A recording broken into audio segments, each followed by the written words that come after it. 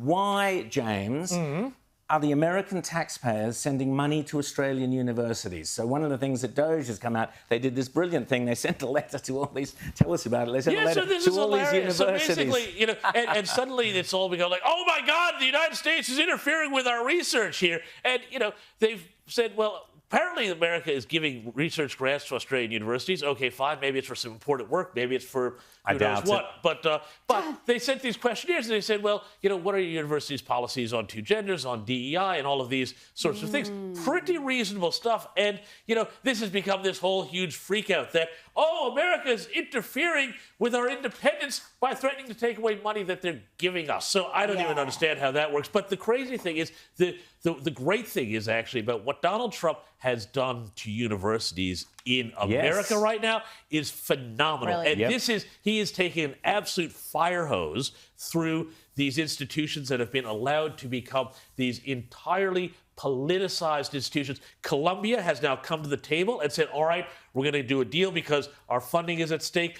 I think his next move is going to be starting to move against the accreditation of a lot of universities that aren't going along with things like, you know, not using racial discrimination in their hiring and in their admissions policies, which is a huge issue in America. So this is the sort of thing that we need to be doing, because we'll talk about it later in the show. But, you know, we see at Macquarie University what's been going on there with all the welcome to country nonsense. So, yeah, we need to do this to the universities here in Australia. We need it, and we know the left's march through the institutions started in academia. It has now spread like a cancer throughout all of society. It's in private institutions and in every facet of life.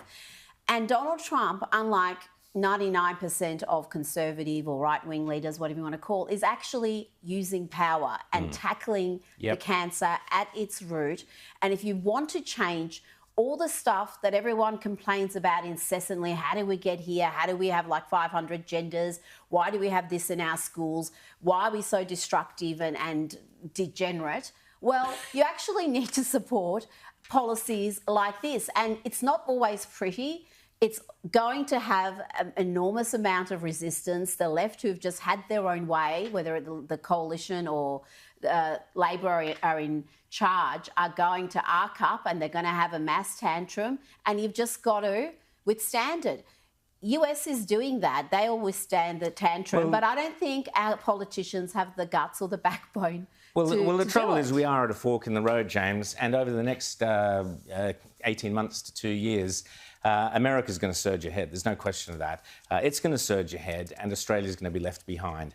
Certainly left way, way behind if Albanese and co stay in power. But even if the coalition get into power, and which I hope they will, but carry on with this kind of, we're not quite sure, we're going to be a bit Labourish. No. The coalition have to get in. They have to cut hard. They have to cut the bureaucracy hard. There's so many things they need to do, particularly getting rid of red and green and black tape. This country's worried about welcome to country ceremonies when we're not focusing on the real issues, which is how to get this economy thriving, which we can do. But the key thing here then is for Peter Dutton and the entire coalition team to go out with a united message about cost of living and everything that goes with it. And opposing Labor. And no front bench shadow minister should be getting up, no backbencher, and not the opposition leader should be getting up without just repeating simple key messages about how Labor has made the cost of living worse at every turn. They need 3-4 key messages. That's all. And just keep part saying of that them. needs to be what the so-called culture wars, because that's where they are on solid ground. The media will again have a mass tantrum, and as will the activists and academics, but the overwhelming majority of Australians are on the same page when it comes to this lunacy. They want a choice. They want someone who resists it. And thus far, we haven't had that. So if the coalition... So this is the thing. So like the thing that Trump has done really, really well, and like it's almost his superpower, right? He can figure out what the 80-20 issues are. You know, like 80% of people agree with this, 20% don't.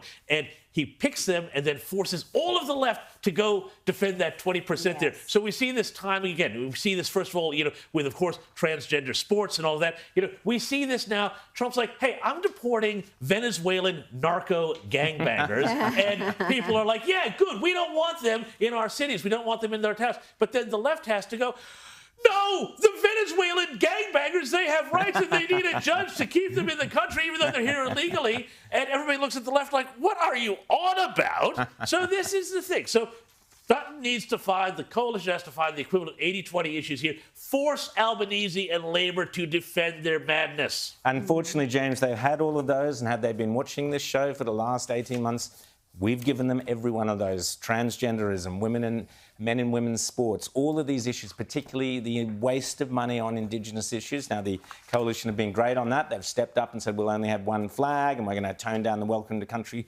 ceremonies. But there's so much more they could be doing. I want to see Jacinta Price out there every single day doing what they've done, what Elon Musk has done in America, and said, look at the waste. We've shown it on this show. It's there. The figures are there. The millions and millions of dollars are wasted on big bureaucracies in Canberra where they sit around, spending money on supposedly closing the gap and doing nothing of the sort. There are so many issues. Obviously, net zero, obviously the culture wars on transgender and so on are issues that the coalition should be right up in front and centre, and instead they're kind of holding back, Rita.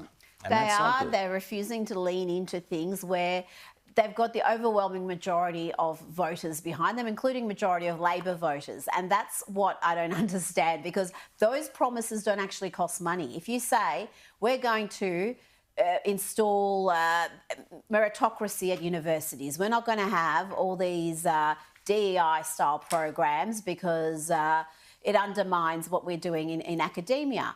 That doesn't actually cost money. Saying that we're going to get rid of all the acknowledgement, welcome of countries and all this messaging that somehow we're not a legitimate country, that we're visitors on our own land, it doesn't cost any money.